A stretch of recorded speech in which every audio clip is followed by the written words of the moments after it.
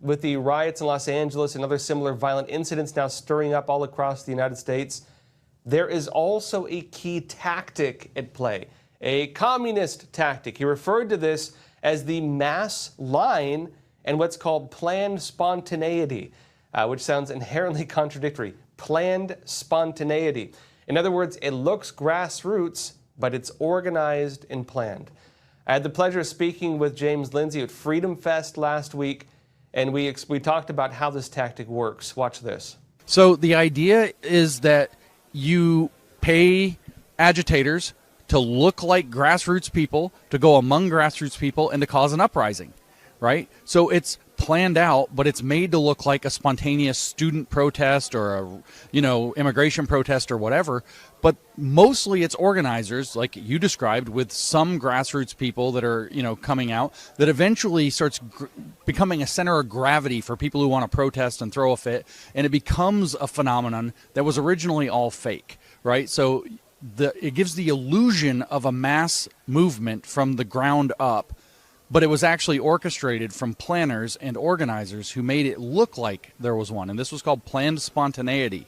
So they wanted the idea that it looked like a spontaneous movement, but they had to organize it and make it look like that. So they built this out. And that was part of the mass line tactic that Mao Zedong would use. Yeah, well, it's interesting. When I was reading about the 50-51 protest, the No Kings one, I was reading their website, and it says it's a grassroots movement, and then you look at organizers, and there's 190 organizations. And I'm like, grassroots. I don't think you guys know the meaning of the word you're using. No, that's not grassroots. No, when you not have at 190 organizations. No, this is exactly what we're talking about. So here's what Mao's kind of famous tactic was: the mass line, right? So that's the line all the masses follow. That's literally what it means. And so this is actually a really sophisticated technique. Rather than sitting up in the ivory towers and figuring out what they're going to do as their next campaign, they knew that the people following Lenin's advice had to be agitated. That was one of Lenin's big things, agitation and propaganda. That's right. So you have to agitate the people. Well, how are you going to find out what's going to agitate the people the most? It turns out you ask them. So they would have the cadres go around and ask interact with the people, find out what issues were burning their buns, and the things that would get them emotionally engaged, that they were furious or frustrated about. So then they would report back to the central office at the Communist Party, and they would cook up a communist spin for why that was happening that targeted whatever their political enemies were. And then they would put out the big character posters, and they would start the newspaper articles, and they would send out, movements of, say, Red Guard during the Cultural Revolution in the 60s. They had other mechanisms before the Cultural Revolution. They'd send out, communist cadres to whip up the people on the exact issues that they're already mad about. So you get the issues they're mad about, put a communist twist on them at the top down, then you send out the planned spontaneity to create the mass movement that's going to go against it. And so it's this revolving door of take from the people, figure out how to use what you took to make them angry, and then deliver it to create a mass mobilization campaign that starts off fake and becomes increasingly real as it moves. And this No Kings protest is a perfect example. The riots come up in LA, they use that to generate it's all organized and mostly astroturfed or fake or planned spontaneity, and they use it to generate massive energy for this completely not real grassroots movement that's supposed to take place nationally. It's the exact same playbook. And then what you do is they get agitated about something else, and you mine them for information, and you do the whole cycle again. It's like the recycling symbol of tyranny. Now, I should note, this is an important tactic to become aware of because it happens a lot.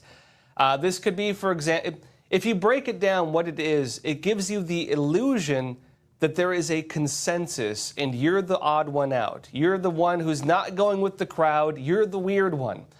And there's a lot of ways they do that. It goes in entertainment. How many of you watched a TV show and there's a laugh track and you're like, well, geez, everybody else thinks this is funny. Maybe I should think it's funny too.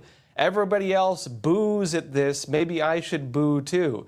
Everybody else applauds on this. Maybe I should do it too. You have a lot of late night TV shows with, of course, the laughter's a scam. And of course, that is made to mess with your head. It's to make you think that, okay, everybody else, views this issue this way. That is the consensus. I either align with the crowd or I'm the weird one. And especially when you're led to believe that laugh track or whatever else aligns with your political views, you'll have the interest of aligning yourself with that as well. That's one of the ways that you're made to kind of march in lockstep when you get within certain movements. Another thing they do is this. They will frame the illusion of mass support or mass opposition. Very common as well. I'll give you a couple examples of this because it can even be used to frame people. This can be used to create crimes. It can be used for all kinds of things. Going back to some of the earlier communist tactics, James Lindsay and I discussed a lot of this if you want to watch the full interview. One issue I mentioned was during the Cultural Revolution in China, where the Chinese Communist Party was seizing control of the country. What did they do when they were kind of establishing their control? They would have Chinese Communist Party agents go to town hall meetings. And this is an important tactic because if you learn this tactic, there are people who do this in the United States. This is something happening in America. But going back to China when the communists were taking over, what did it look like?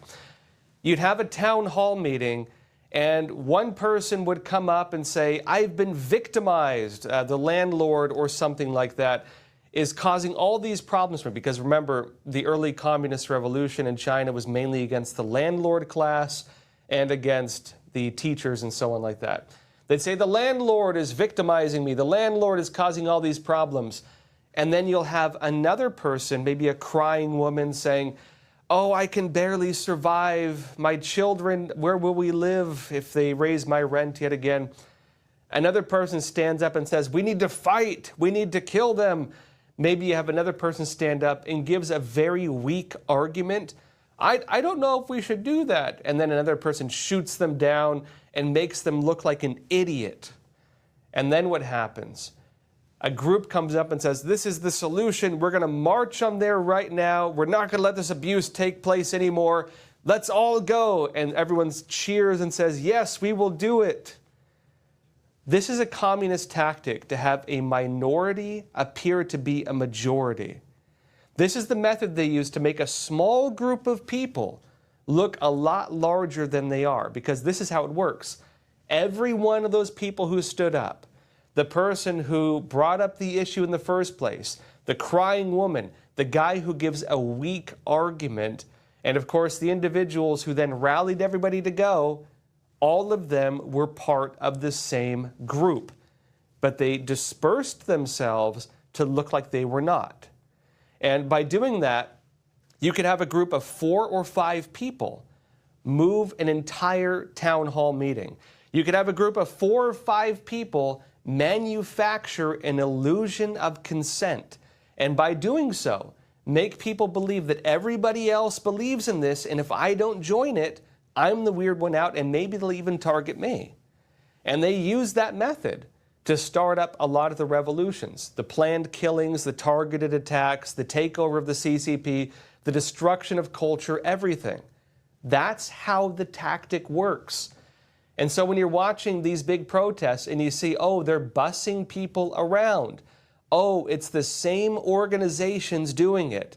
Oh, hey, this organization that cares about this issue is the same organization that was involved in the last 5 issues, and the issue was never the issue. The issue was just the tool they use for the main objective. The main objective, of course, being to push whatever political agenda they have. Whether it's, for example, seizing control of a party from within, whether it's, for example, starting up a mass hate movement, whether it's, for example, pushing some other political agenda. There are groups that do this, and they do it in a very deliberate and coordinated manner. This is not just grassroots, as you're being told. And of course, when it comes to the United States, when you go to some of these riots, and again, if you were watching the show last week where I was at the LA riots, you have 2 different groups, well, a few. Everybody wants to talk about the grassroots people. Yes, you have normal people who care about this. A lot of those people are nonviolent. A lot of those people are just legitimate, normal people who believe in the issue. But you have a small group of people who cause the problems. And that small group of people They're the ones organizing, they're the ones coordinating, they're the ones talking on the radios, communicating stuff. They're the ones strategizing, and oftentimes they're the ones sparking the violence, because they're the ones trying to turn this from just a one-day protest into a mass movement. And they want people on board with that mass movement for whatever agenda they have. This is a very common tactic, and if you learn to recognize it, you'll start seeing it in many, many areas. Even aside from the current rallies and protests and everything else, I've been told by local state representatives, they deal with the same thing, for example, at some of the town hall meetings, city council meetings and so on, where you'll have, for example, let's say, I've heard this, for example, with the arguments on school choice, or the arguments about whether they should have some of the trans programs in schools. You'd have a large group of children show up. The kids will give very, heartfelt speeches. They'll go up and testify, because in the United States, everybody has the right to go and testify before the House. They'll give you, usually a minute or 2 minutes. The kids will make, tear-jerking speeches and so on, and then they'll leave. And then what they find, and this has been told to me by state representatives, what they find is that those kids had pre-written speeches, the whole thing was planned, and they moved them from location to location. They have organizations that do it. The entire thing is a mirage. It's a mirage. And it's again, put together in such a way where when you get all the mainstream media cameras there and all the world is watching, they don't tell you that. The media doesn't tell you that, even though oftentimes I do believe they're aware. And so when you see organizations involved in things that are meant to appear grassroots, it's not always grassroots. There is deep coordination behind a lot of political movements like this. And again, this is a very common tactic, something to be very much aware of as we watch the things and riots now taking place across the United States. Questions. First off, Sandy Sefkic, you're saying, when did words get so twisted from original meaning? Planned and spontaneous are not the same. So how can you plan spontaneity? Yeah, so you're referring to the communist tactic I mentioned called planned spontaneity. Again, I had a fantastic discussion with James Lindsay about some of these subversive movements now taking place, trying to infiltrate and seize control of different political trajectories in the United States. Communist movements, they don't necessarily organize the starts of movements. Sometimes they do. But what they often do is they look at existing trajectories and they accelerate them. They push them to an extreme. So you might find, for example, okay, there are parents who are unhappy about this policy at a school. They'll infiltrate it and they'll make it more extreme. Oh, hey, illegal immigrants don't want to be deported. Who would have thought? How about you infiltrate that and you push it to an extreme? You turn it into a mass movement. Now, what they do with this, aside from what James Lindsay referred to as the mass line tactic, which is it's a Maoist tactic, basically it's where you establish a common narrative. You manipulate the language and establish a common narrative that kind of works as the rallying flag for the entire movement, and then they give the illusion that they're the leaders. Everybody who wants to be part of the movement, you have to follow the mass line. It's how they seize control of political trajectories. The other thing they do, Sandy Sefkic noted, planned spontaneity. Planned spontaneity, what is that? It is inherently contradictory. You cannot be both planned and spontaneous. You're one or the other. But what it refers to is the illusion of spontaneity, in a facade, right? A mirage. It is an illusion that something is spontaneous. These are grassroots protests. There's 190 organizations involved organizing it, but grassroots, right? Everybody who is involved has nothing to do with the 190 organizations funding and organizing. Pay no attention to the man behind the curtain. That's the effective message, right? You cannot be both mass organized and have 190 organizations with corporate and government sponsors and taxpayer money and multi-billion dollars tied in with funders from all around the world, including foreign countries, and still say you're grassroots. I don't think they realize the meaning of the word they're using, or maybe they do. But that ties in with that tactic, planned spontaneity, the illusion of spontaneity. But it's planned, right? Judy Akim, you're saying, as much as I understand without reading Das Kapital, Marx did the same. Took the intellectual analysis of economic problems and then offered his awful solutions. Yeah, so James Lindsay and I had a very good long discussion, and we mentioned that as well. Communist movements, they don't often create the movements. They tend to subvert movements and then make them more extreme. And then what they do is they insert their ideologies as the rallying flag, and they use it to infiltrate it and then, again, manipulate a current trajectory to make people believe in their movement. Part of my conversation with James Lindsay, I noted this tactic as well. And one thing I discussed was that oftentimes communism is more like framing the narrative. It's framing the idea. And so what they will often do is, again, as you know, to give the intellectual analysis, to take it and then give awful solutions. What communists will often do is point to sometimes pre-existing unhappiness. Oh, the hours I work are too long at this factory. Gee, I wish my landlord would not raise my rent this month. You know what I mean? Oh man, it certainly is hard to find a job. Gee, I'd sure like to not be deported because I illegally entered this country. What communist groups will do is they'll find existing issues like that. You're unhappy about something. The woman is unhappy with her husband and she wishes that maybe he treated her a little bit better. For example, there's a difference between normal feminism and communist radical feminism, for example, or for example, the unhappiness of women as a political movement, which feminism has become. There's a difference between children being unhappy with their teachers and maybe not believing everything they're taught in school to a communist movement like during the Cultural Revolution where children were told to kill their teachers. There's a big difference between those two.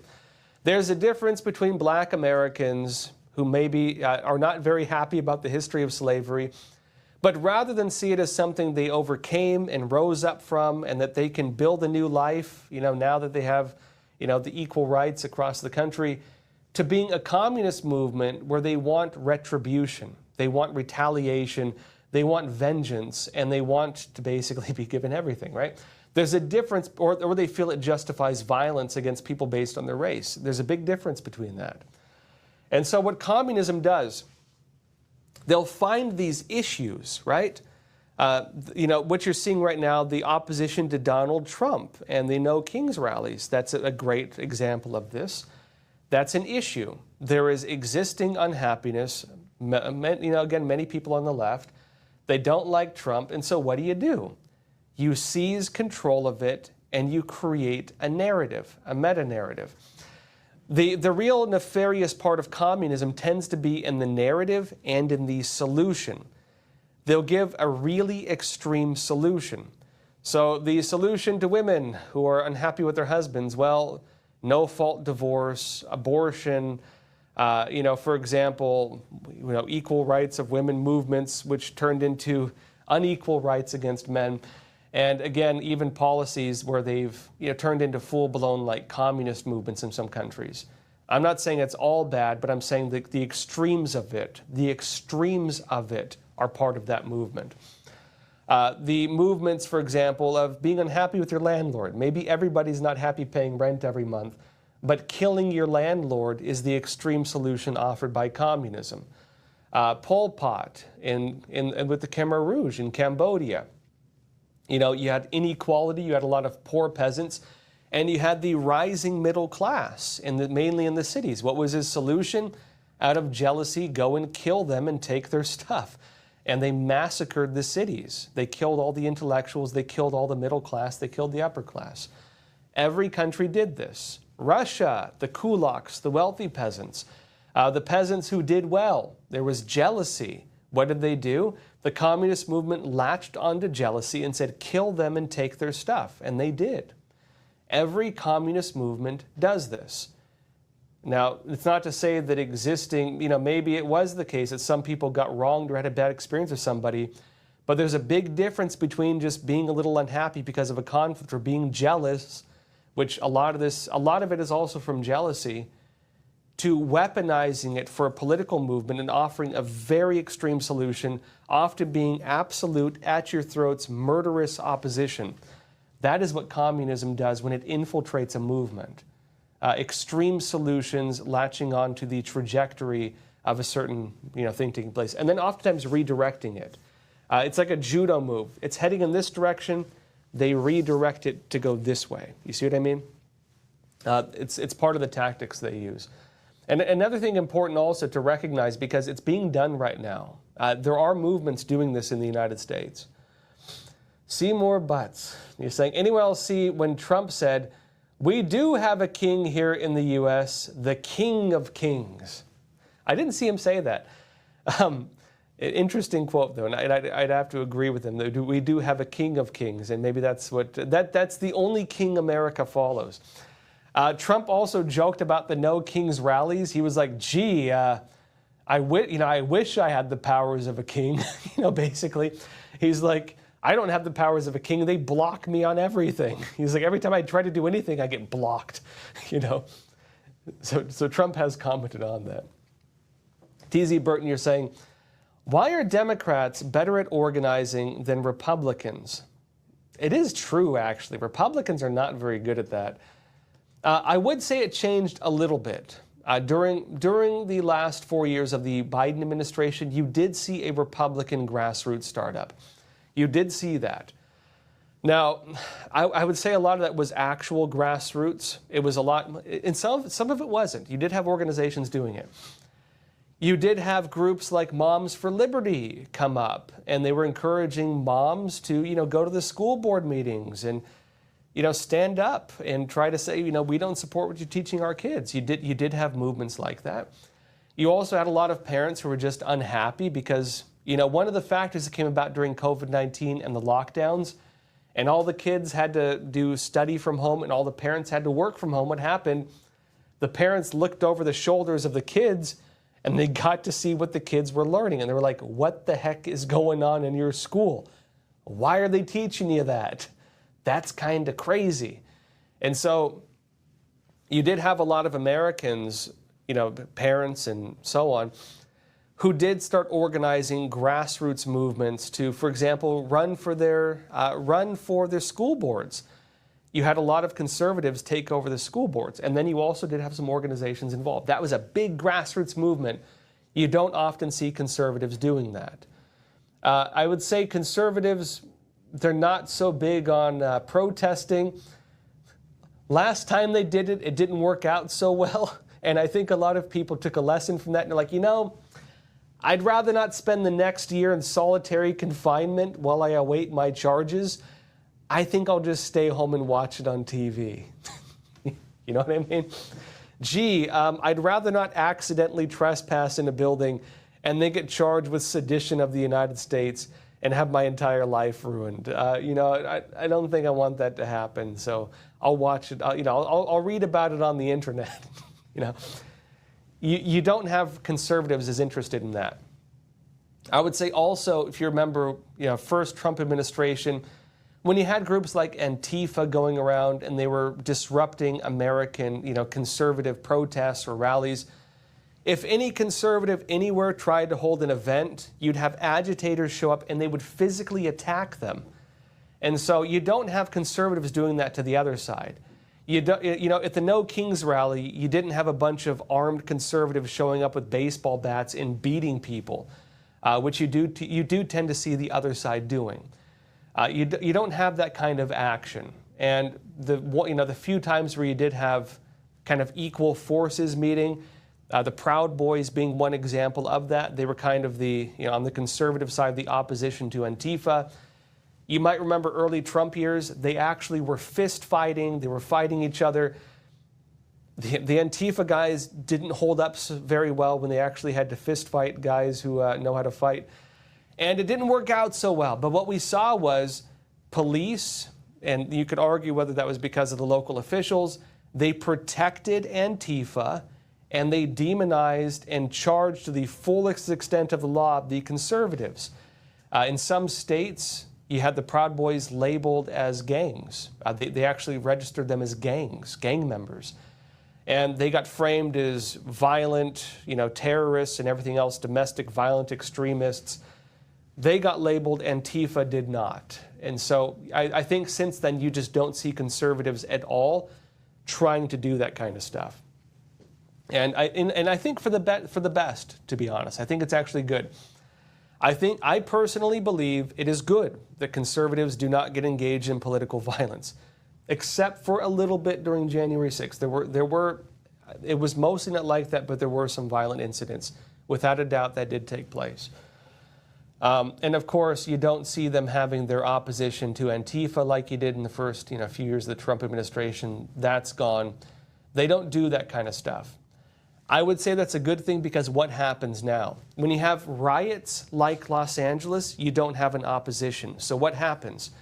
You have the violent agitators come out. They fight with police. They throw, they were throwing fireworks. Those are explosives. They're not being charged for that on a serious level, it seems, but those are explosives.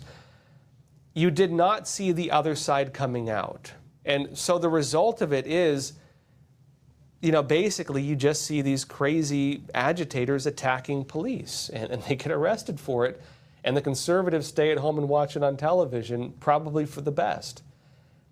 I would say the lack of a conservative activism on that part is probably better for them because it makes the other side look bad when they engage in violence. T.Z. Burton, ask them. Martin McKenzie, you're saying mass psychology. I think you're saying mass psychosis, right? If the subject in a crowd thinks, mass psychology, that's interesting. If a subject in a crowd thinks everyone is doing it, then it becomes the thing to do. Yeah, there was a word for that. It was a mass formation psychosis. But you could say it's psychology too, because it is the illusion of a concept you might develop.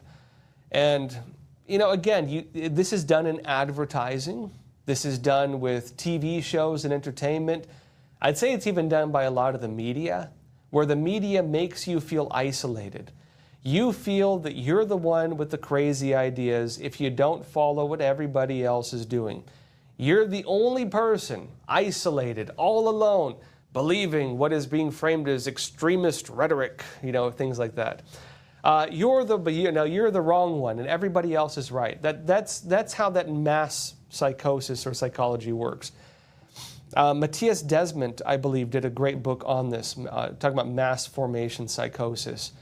It's actually very good to learn about as well because you do see it taking place. And there is on the other side of this, it's a very frightening trajectory because if it is allowed to develop, it oftentimes does turn into very violent, very extreme movements if it is not stopped. Now, on the point of whether it will stop, I do think that Trump deploying the National Guard will prevent the anti-ICE riots from turning into large-scale mass movements. I think there's some people very unhappy about that as well because many of them wanted it to turn into a mass movement. I think that them being blocked from, again, carrying out violence will prevent that. And what will also happen is this.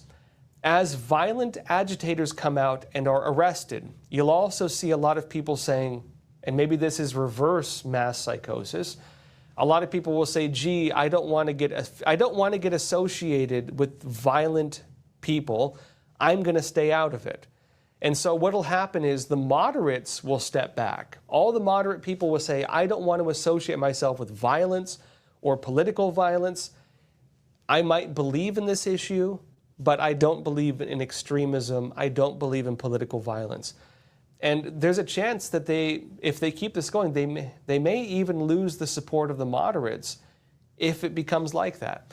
On that point, now Governor Gavin Newsom in California is calling on the protesters to not engage in violence. And polling numbers coming out are showing that Trump actually probably won the political debate on this, because his polling numbers have jumped because of the violence in Los Angeles. It backfired, in other words. It did not help them. Maybe that would have changed had he not deployed the National Guard and stopped it from accelerating. But so far, that's where things are at. A world of codes, screens, and lights. Hidden truths were digital masks. City of the binary nights. Awake from the programmed tasks. Eyes open wide to the glitch in the seams. Planets crack the mirror cage. Truth isn't what it seems. Find yourself beyond the digital age. Break the matrix, break the mold. Riddles in the coding